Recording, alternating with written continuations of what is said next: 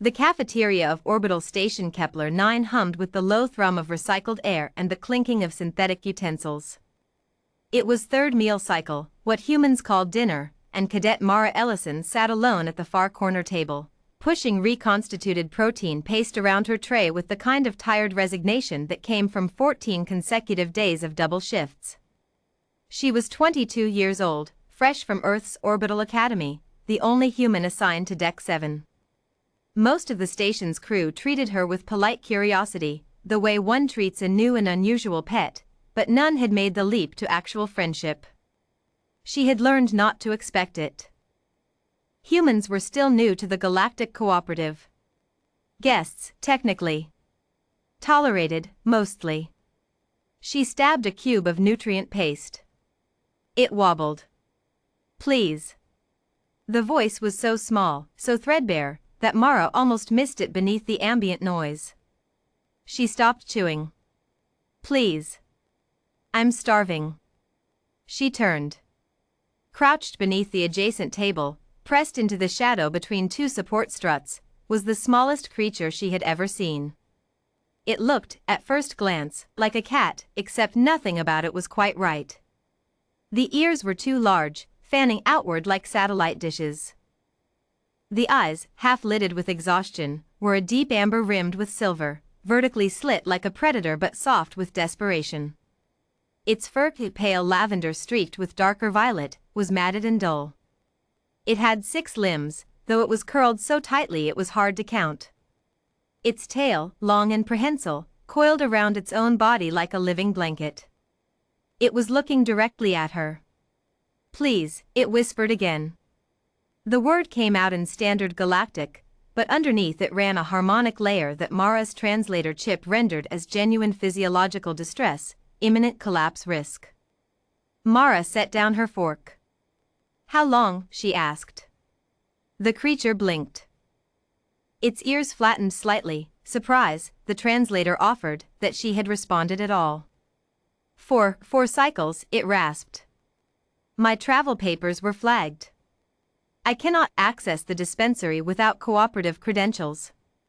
I have no," a tremor moved through its body. "I have no credits that transfer here. 4 cycles. Roughly 48 hours without food." Mara looked down at her tray. Nutrient paste, a cylinder of protein flakes, 2 carbohydrate rounds, and a canister of electrolyte fluid. She did not know what this creature's biology required. She did not know if any of it was safe. She did not know, technically, whether feeding an undocumented traveler violated some cooperative regulation she had not yet been assigned the manual for. She slid her entire tray under the table. "I don't know if any of this is right for you," she said quietly, crouching down so she was eye level. "But it's what I have. Tell me if it hurts." The creature stared at the tray. Then it stared at her. The silver rims of its eyes caught the light. "You are human," it said. It was not a question. It had the quality of someone revising a previous assumption. "Mara Ellison," she said. "Cadet. Deck 7. Lyra Vera," the creature whispered. "Cub-class traveler. Phaloris system." Another tremor. "Why are you doing this? You do not know me." Mara considered the question. She had been asked variations of it before, by the Greth officer who had watched her pull a crewmate from a malfunctioning airlock, by the Voss diplomat who had seen her give her thermal layer to a shivering maintenance worker during a heating failure. They all asked it with the same quality, not gratitude, exactly. More like bewilderment. Like kindness without transaction was a variable they had not accounted for in their models. "You said you were starving," she said simply. "I had food." Lyra Vera reached out one small, 6-fingered paw and touched the edge of the protein flake cylinder. She sniffed it. Her whiskers trembled. "It smells burnt," she said. "Yeah," Mara agreed. "It always does." Lyra ate anyway. Slowly at first, then with a desperate, controlled urgency, the careful eating of someone who knows hunger too well to waste energy on speed. Mara stayed crouched beside the table. She didn't speak.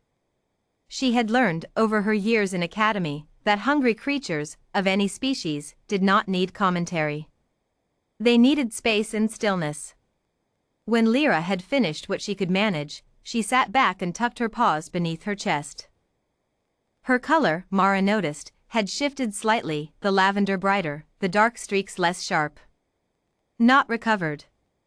But less like someone about to fall over. The carbohydrate rounds were not poisonous, Lyra reported. The paste caused some discomfort. The fluid was excellent. Good to know, Mara said. You gave me your entire meal. I've missed meals before. I'll survive. Lyra's tail unwound slightly, then rewound.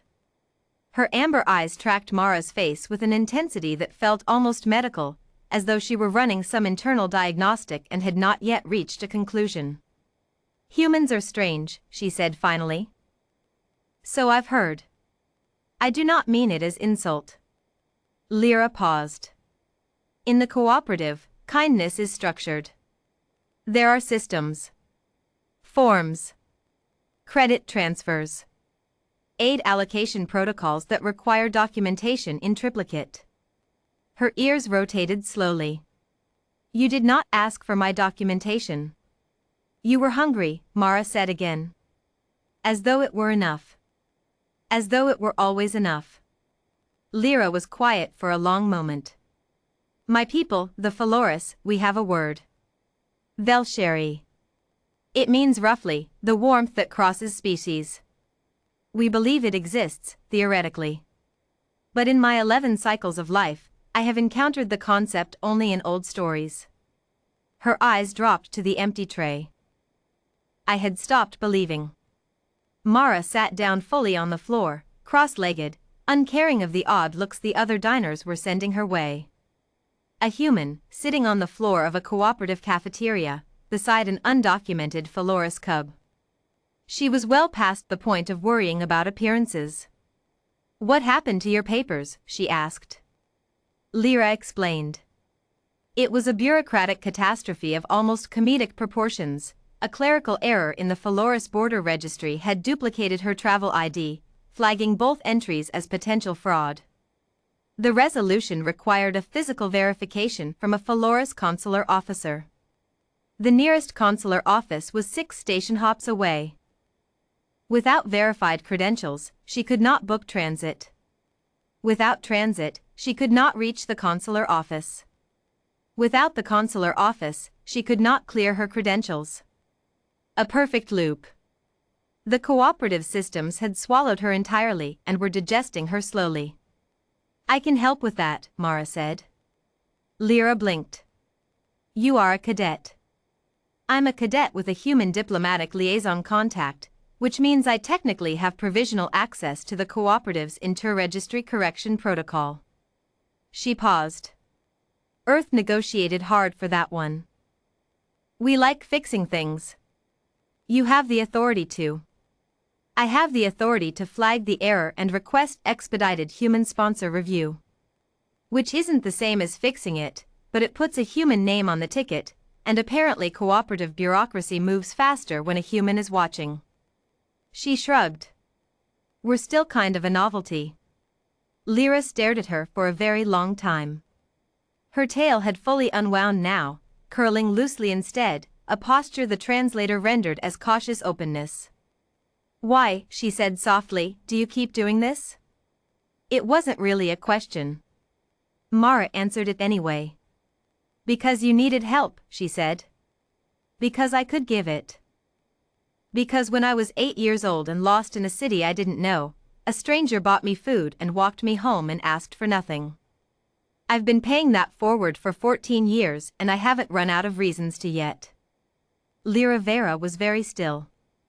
Then, slowly, deliberately, she pressed the top of her head against Mara's hand, a gesture the translator did not render in words, but Mara understood anyway. Old as language. Older, maybe. Thank you. You are safe. I trust you. The bureaucratic error was cleared in 9 hours. Expedited, as promised. Lyra Vera departed Kepler 9 on the next available transit, with 3 days of station meal credits loaded onto a temporary cooperative card that Mara had argued, politely and at length, out of the station's humanitarian discretionary fund. She left one thing behind. Pressed into Mara's palm in the transit bay, a small carved token, dark purple stone, shaped like a curled sleeping figure. "Velsheri," Lyra said. Her ears were high.